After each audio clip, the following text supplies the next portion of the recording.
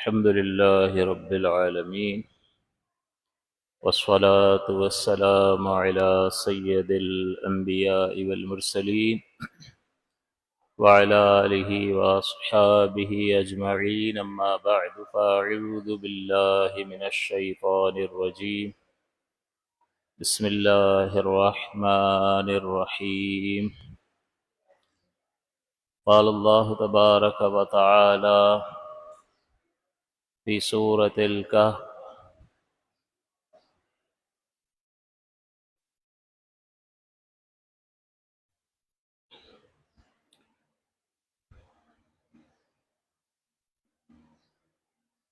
وترى الشمس إذا طلعت تزاور عن كهفهم ذات اليمين وإذا غربت تقرضهم ذات الشمال وهم في فجوة منه ذلك من آيات الله ومن يهد الله فهو المهتد ومن يضلل فلن تجد له وليا مرشدا صدق الله العلي العظيم وصدق رسوله النبي الأمين۔ سورہ کہف کی تفسیر جاری ہے اور اس میں سابقہ آیات مقدسہ میں آپ کو یہ بتایا تھا کہ اللہ تعالیٰ نے یہ قصہ بیان فرمایا اور اس میں یہ بتایا کہ یہ نوجوانوں کا ایک گروہ تھا جنہوں نے اپنے دین کے تحفظ کے لیے اپنی آسائش کو، آرام کو چھوڑ کر ایک غار میں پناہ لی، تو اللہ تعالیٰ فرماتا ہے کہ پھر اللہ تعالیٰ نے اپنی رحمت ان پر پھیلا دی اور ان کے لیے ان کے کاموں کو آسان کر دیا۔ اس سے یہ معلوم ہوا کہ آپ کو یہ بتایا تھا اس ضمن میں کہ مال و دولت سے برائی پھیل سکتی ہے، لیکن دین اور اللہ کا پیغام قربانی دینے سے ہی پھیلتا ہے۔ جب ہم قربانی دیں گے تو ہی اللہ کا دین پھیلے گا، نشر و اشاعت۔ لہٰذا ذاتی قربانی جو ہے وہ یہ دین مانگتا ہے، اور ایسا نہیں ہے کہ کسی مخصوص فرد سے مانگتا ہو کہ جس نے علم دین حاصل کر لیا اسی کی ذمہ داری بن گئی اور باقی مسلمان فارغ ہو گئے، ایسا نہیں ہے، بلکہ ہر ایک سے یہ دین قربانی مانگتا ہے۔ اس نظام کو نافذ کرنا ہے جو شریعت مطہرہ اللہ تعالیٰ نے ہم تک اپنے حبیب کریم صلی اللہ علیہ وسلم کے ذریعے پہنچائی، اس کا نفاذ لازم اور ضروری ہے۔ اور اس کے نفاذ کے سلسلے میں کئی بارہا میں نے یہ ذکر کیا کہ والدین کی اولین ذمہ داری ہے کہ وہ اپنی اولاد کی دینی خطوط پر تربیت کریں۔ اگر وہ اس ذمہ داری کو محسوس کریں گے تو آپ کو معاشرے میں ایک بڑا مثبت چینج اور تبدیلی نظر آئے گی۔ اور آپ یہ بھی سمجھ لیں کہ جو شخص اس چیز کو فیل نہیں کرتا، ہم احساس دلاتے رہیں گے حتیٰ کہ ہم اس دنیا سے چلے جائیں گے۔ اسی طرح آپ نے بھی چلے جانا ہے، دوسرے لوگ آ جائیں گے۔ تو علماء کا کام، علماء وارثین انبیاء ہیں، نبیوں کے وارث ہیں، اور نبیوں کا کام کیا بتایا اللہ تعالیٰ نے؟ وما علینا الا البلاغ، ہمارے ذمے تو فقط پہنچا دینا ہے۔ تو سننے والے پر لازم ہے کہ وہ سنے اور پھر تنہائی میں ان چیزوں پر غور و تفکر کرے، اور پھر کوئی عملی سنجیدگی کے ساتھ عملی کوشش اخلاص اور استقامت کی بنیاد پر شروع کرے، صرف اللہ کے لیے ہو، اور ہمیشگی کی بنیاد پر جب آپ کوئی قدم اٹھاتے ہیں تو پھر اس کے نتائج نکلنا شروع ہوتے ہیں۔ میرے اکیلے کے کرنے سے کیا ہوتا ہے، اس کا جواب بھی کئی بار دے دیا کہ کم سے کم اتنا تو ضرور ہوتا ہے کہ اگر ہم خود اپنے آپ کو شریعت کے مطابق ڈھال لیں تو ہمارے ذریعے سے معاشرے میں جو خرابی پیدا ہونی تھی وہ نہیں ہوگی۔ میں کسی کو دھوکہ نہیں دوں گا، کسی پر ظلم نہیں کروں گا، کسی کے ساتھ برا سلوک نہیں کروں گا، تو جو میرے ذریعے سے اس معاشرے میں برائی پھیلنی تھی وہ رک گئی، تو فرق تو پڑ گیا۔ تو فرق تو اولین درجے میں جب ہم اپنی اصلاح کر کے دین پر عمل کے لیے تیار ہو جاتے ہیں تو پڑ جاتا۔ تو اللہ تعالیٰ نے یہ واقعہ جو فرمایا بیان، اس میں آپ غور فرمائیے کہ ہجرت کا بیان ہے کہ اللہ کے دین کے تحفظ، اپنے ایمان کی حفاظت کی خاطر ساری آسائشیں انہوں نے چھوڑ دی اور کہف جیسی وحشت کے مقام کو انہوں نے پناہ کے لیے اختیار کیا۔ لیکن جب انہوں نے سب کچھ کر لیا، اور اس میں ایک اور بات آپ کو بتائی تھی کہ وہ ایمان لے آئے، وَزِدْنَاهُمْ هُدًى، اب اللہ جب وہ یقین ان کا کامل ہوا اور بڑا مضبوط ان کا ایمان تھا. تو وزدناہم ہدا، اللہ کی طرف سے ایمان بھی انعامات بھی شروع ہو گئے. ایمان والے تو بہت سارے ہیں، لیکن آمنوا انہم فتیۃ، وہ ایک نوجوانوں کا گروہ تھا. آمنوا بربہم، وہ اپنے رب پر ایمان لائے. وزدناہم ہدا، ہم نے ان کی ہدایت میں اور اضافہ کر دیا. وربطنا علی قلوبہم، اور ان کی خوب ڈھارس بندھائی. اور اس کا نتیجہ کہ وہ ظالم کے سامنے بھی کلمہ حق بالکل بغیر کسی خوف کے کہہ رہے تھے، اور اپنی قوم کو دعوت بھی دے رہے تھے کہ یہ بتوں کی جو پوجا کر رہے ہو اس پر کوئی دلیل تو لاؤ. تو ان کو بھی دعوت حق دی، اور اس کے بعد جب وہ نہیں مانے ان سے جدا ہو گئے، سسٹم کا حصہ نہیں بن گئے. ہم جب برائی دیکھتے ہیں، یار چھوڑو ہمیں کیا، ہم سسٹم کا حصہ بن جاتے ہیں. نہیں، اس سے فائٹ کرتے رہیں تا وقت یہ کہ ہماری موت واقع ہو جائے. اس سے لڑتے رہیں، اس کی اصلاح کی فکر کرتے رہیں، کوشش کرتے رہیں کہ کس طرح سے بہتری آ سکتی ہے. اور میری اپروچ میں میرے ماتحت جو افراد ہیں ان کو میں دین کے مطابق عمل پر کس طرح آمادہ کر سکتا ہوں، کوشش اپنی لازم اور ضروری ہے. اور یہ ہر ایک سے سوال ہوگا، ایسا نہیں ہے کہ میں تو یار کاروباری آدمی تھا، میرا کیا لینا دینا تبلیغ سے، میرا کیا لینا دینا اللہ کے دین کو پھیلانے سے، میرا کیا لینا دینا معاشرے کی اصلاح سے. لینا دینا ہر ایک کا ہے، کیونکہ میرے اور آپ کے آقا صلی اللہ علیہ وسلم نے فرمایا پہنچا دو.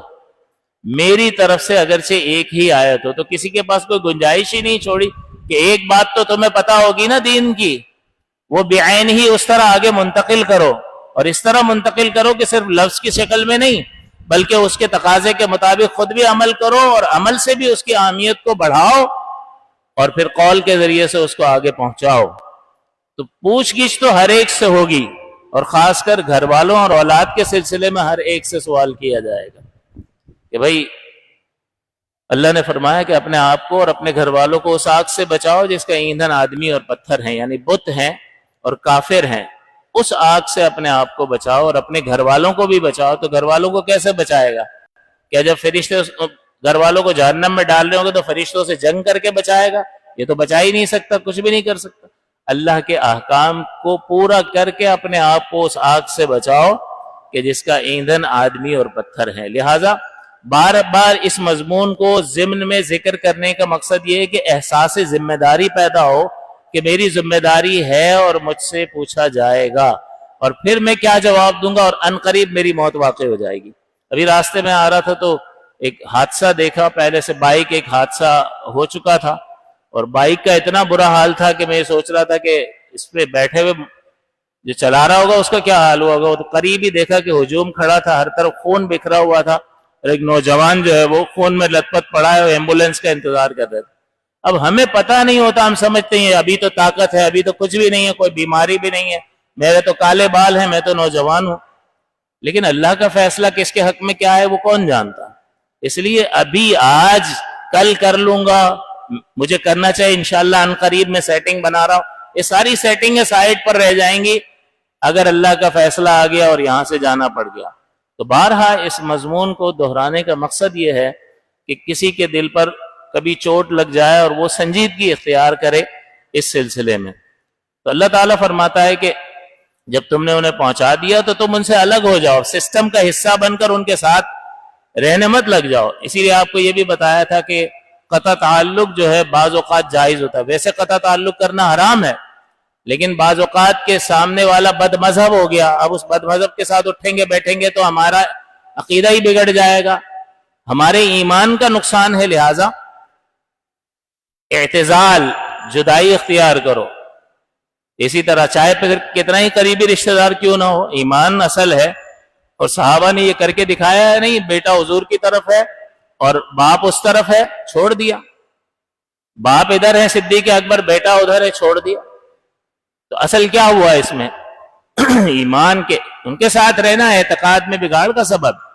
لہذا ایسی صحبت سے بچا جائے گا. پہلے سمجھائیں گے کریں گے، لیکن جب دیکھیں گے کہ نہیں سمجھ رہا ہے تو پھر اعتزال. اسی لیے فرمایا اذ اعتزلتموہم وما یعبدون من دون اللہ، کہ جب تم ان سے علیحدہ ہو جاؤ اور ان بتوں سے جن کی وہ عبادت کر رہے ہیں، فأووا الی الکہف، تو اب غار میں پناہ لے لو.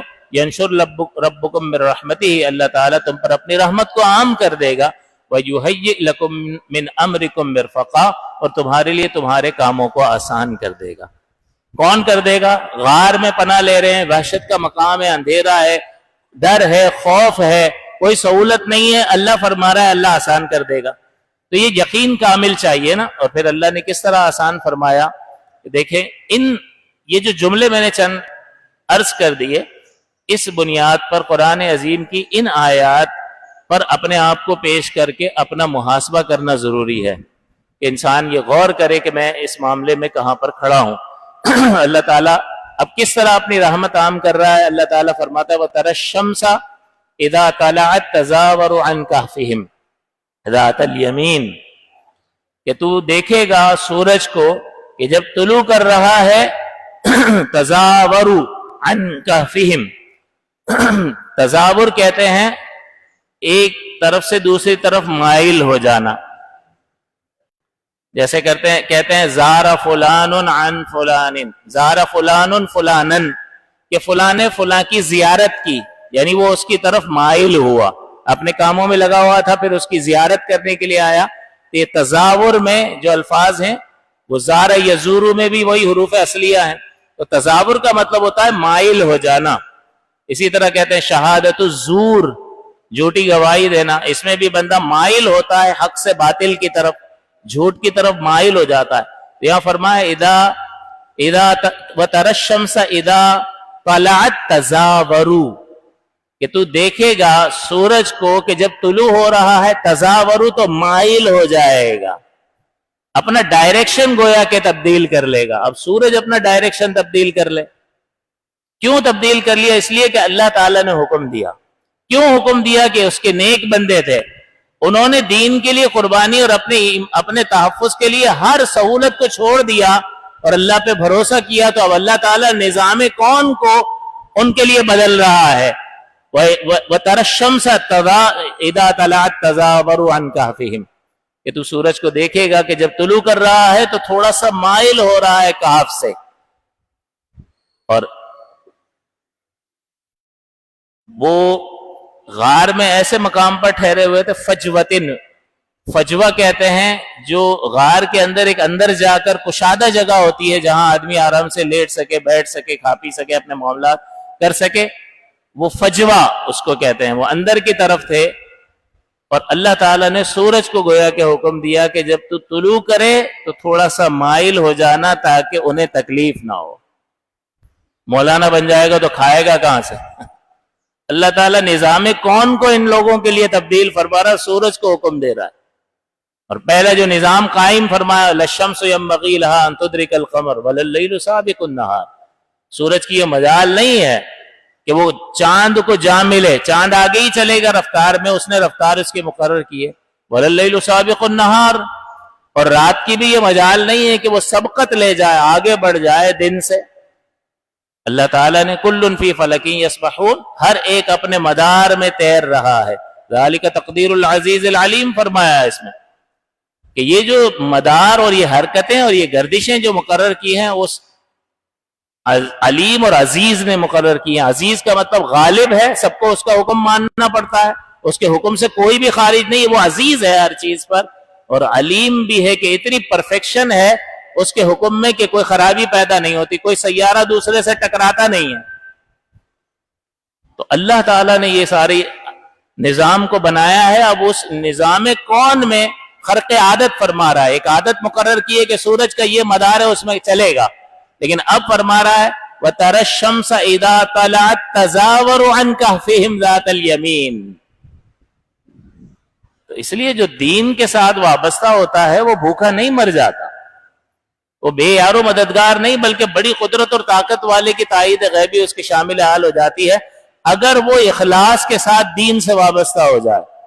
عزت بھی اللہ تعالیٰ عطا فرماتا ہے، مال بھی عطا فرماتا ہے، اور سب سے بڑی بات اطمینان قلب عطا فرماتا ہے کہ بظاہر اگر اس کے حصے میں مال اگر اللہ نے اپنے ارادہ ازلی سے کم رکھا ہے، اس کے باوجود وہ کم پر بھی اتنا مطمئن ہوگا کہ ارب پتی اتنا مطمئن نظر نہیں آئے گا۔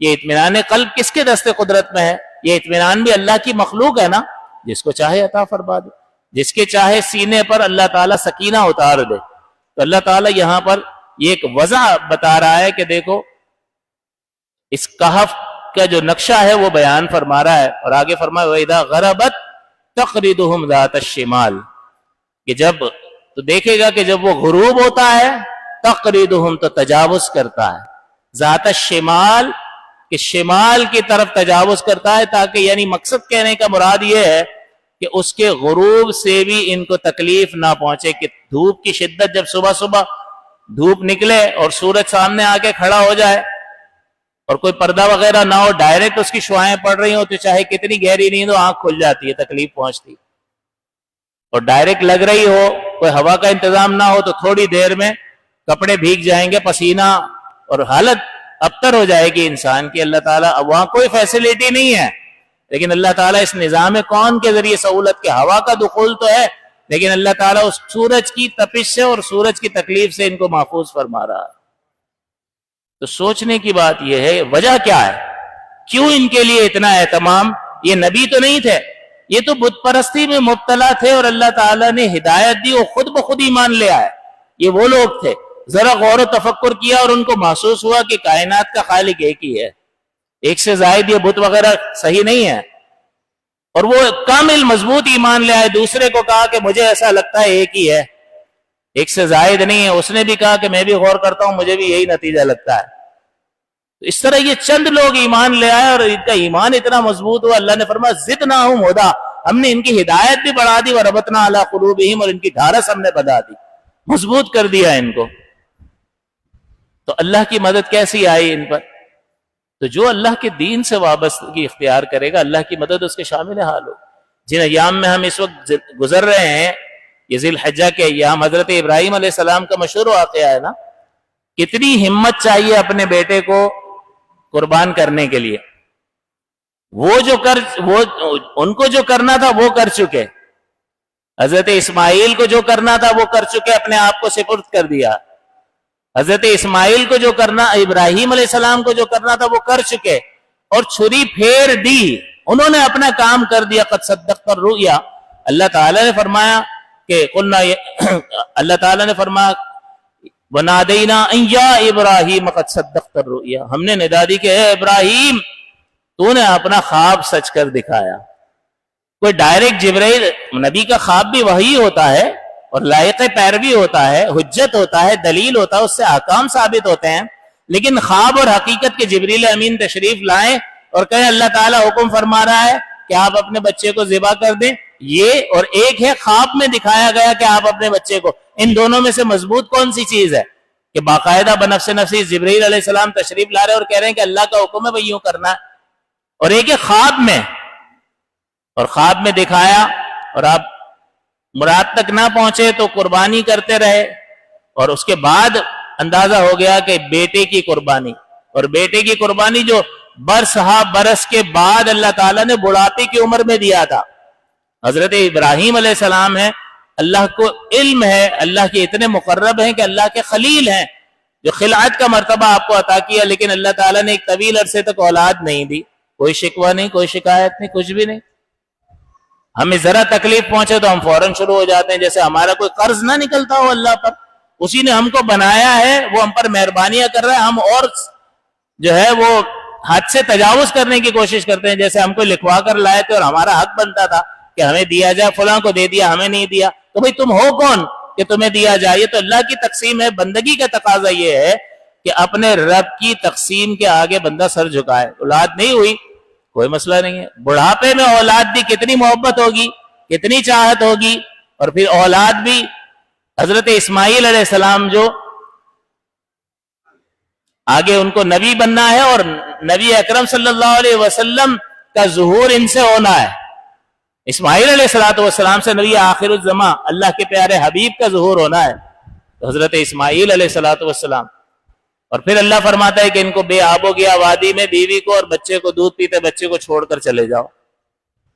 ابھی تو ملا ہے یہ بے آب، بواد غیر ذی زرع عند بیتک المحرم، کہ میں ان کو چھوڑ کر جا رہا ہوں ایسی وادی میں جو غیر ذی زرع ہے، جس میں کوئی زراعت وغیرہ نہیں ہے، نہ پانی ہے نہ کوئی زراعت ہے، ہاں تیرے مکرم گھر کے پاس ہے، بیت اللہ کے پاس ہے، چھوڑ کر چلے گئے۔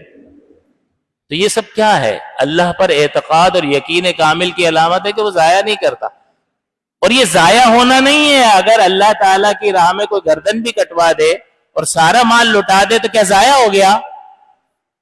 کافروں کے لیے اور بتوں کے لیے نبی اکرم صلی اللہ علیہ وسلم نے احد میں فرمایا تھا کہ کفار، حضرت عمر نے فرمایا تھا کہ ہمارا اگر کوئی شخص بچ کر آ جائے تو غازی ہے، اور شہید بھی ہو جائے تب بھی اس کے لیے جنت ہے. تمہارے مرے ہوئے کے لیے کیا ہے؟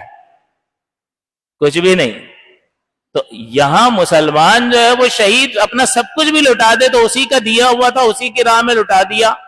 ایک جان کیا ہے اگر ہوں کروڑوں، تیرے نام پر سب کو وارہ کروں میں، اسی کا دیا ہوا اسی کی راہ میں لٹا دیا. کون سا کمال کیا؟ بس یہ ہے کہ اللہ کی توفیق سے ایسا ہو گیا، دوسرے نہیں کرتے، اللہ تعالیٰ نے ہم سے کرا دیا اور مرتبہ بھی بلند کر دیا. تو اگر سب کچھ بھی بظاہر چلا جائے تو یہ دنیا تو سب کچھ نہیں ہے، اصل تو آخرت ہے.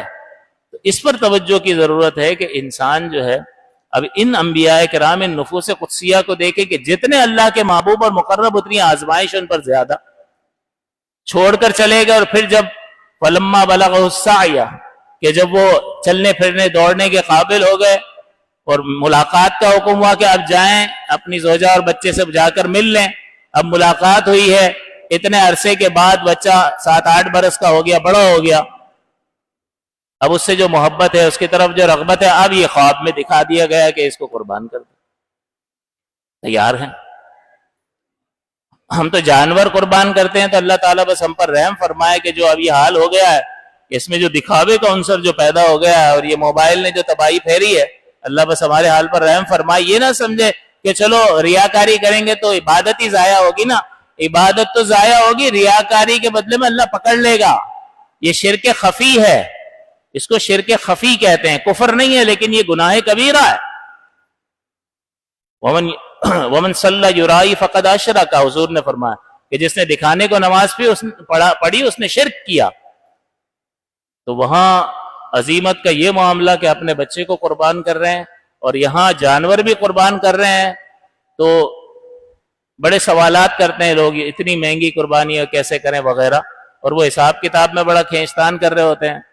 اور جو کر بھی رہا ہوتا ہے وہ 20-20 لاکھ 25-25 لاکھ. اور یہ بھی محل نظر ہے کہ 25 لاکھ 20 لاکھ 10 لاکھ کا جانور لے رہے ہو، زکوٰۃ پوری پیسوں کی دی ہے؟ زکوٰۃ فرض ہے، قربانی واجب ہے. قربانی کے وجوب کے دلائل زکوٰۃ کے لزوم کے دلائل سے کمزور ہیں، اس لیے وہ واجب ہے، اور فرض زیادہ پاورفل ہوتا ہے.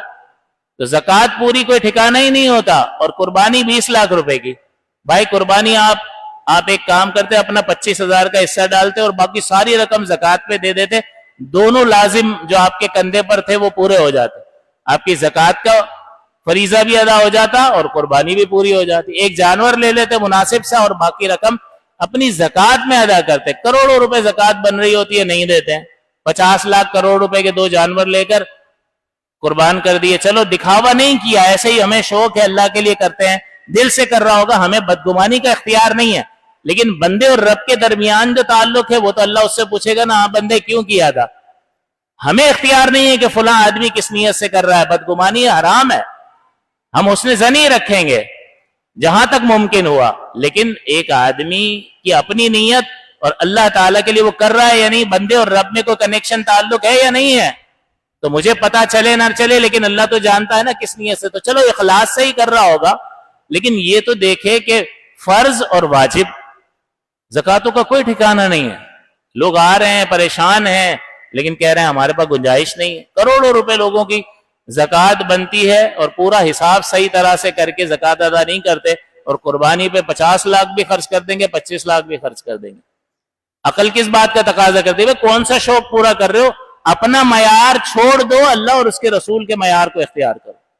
اس لیے اس بات پر توجہ کی ضرورت ہے. بس آخری بات، انشاءاللہ اگلے ہفتے مزید اس آیت پر کلام کریں گے کہ یہ 10 ایام بہت زیادہ اہمیت کے حامل ہیں اور اللہ تعالیٰ کو بہت زیادہ محبوب ہے. یہ بہت زیادہ پسندیدہ، کیونکہ اس میں حج وغیرہ کے سارے مناسک ادا کیے جاتے ہیں، تو یہ بہت زیادہ محبوب ایام ہیں. اور ان کی قسم اللہ تعالیٰ نے قرآن میں یاد فرمائی کہ وَلَيَالٍ عَشْرٍ کے 10 راتوں کی قسم. تو دن راتوں کی اللہ تعالیٰ قسم یاد فرمایا، عام ہے یا نہیں ہے؟ تو اس کے لیے جس طرح رمضان میں اہتمام ہوتا ہے، انفرادی طور پر ہر مسلمان کو ان 10 دنوں اور 10 راتوں میں نیکیوں کا اہتمام کرنا چاہیے. اور حضور فرماتے ہیں کہ ان 10 دنوں کا جو عمل ہے وہ دیگر تمام اعمال کے مقابلے میں افضل ہے. اور حضور نے فرمایا کہ اللہ کو سب سے زیادہ ان دنوں میں ذکر پسند ہے. تو اور حضور نے مزید بتا دیا کہ تمہیں چاہیے کہ تم الحمدللہ، اللہ اکبر، سبحان اللہ اور لا الہ الا اللہ کی کثرت کرو. لہذا جب بھی موقع ملے ان اورات کو، ان اذکار کو پورا کرنا چاہیے. اور یہ بھی فرمایا کہ ان راتوں میں عبادت شب قدر کی عبادت کے برابر ہے، اور ان دنوں کے روزے جو ہیں ہر روزہ 1 سال کے روزے کے برابر ہے. اور یوم عرفہ کے روزے کے بارے میں فرمایا، حضور فرماتے ہیں کہ میں امید کرتا ہوں کہ اس روزے کی برکت سے اللہ تعالیٰ سابقہ زندگی کے گناہوں کو معاف فرما دے. تو اس قدر فضیلت ہے. لہٰذا ذکر و اذکار، یعنی یہ نوافل کی بات کر رہا ہوں، فرض تو اپنی جگہ ہے ہی نا، سارا سال نمازیں تو پڑھنی ہے، وہ تو اپنے مقام پر ہے، لیکن اس کے علاوہ اضافی جو ہے ان دنوں کے لیے اہتمام کی ضرورت ہے. اور تھوڑا سا تنہائی اختیار کریں، لوگوں سے بھی کٹیں اور اس موبائل سے بھی تھوڑا سا دوری اختیار کریں، کیونکہ یہ سب سے بڑا دشمن بنا ہوا ہے.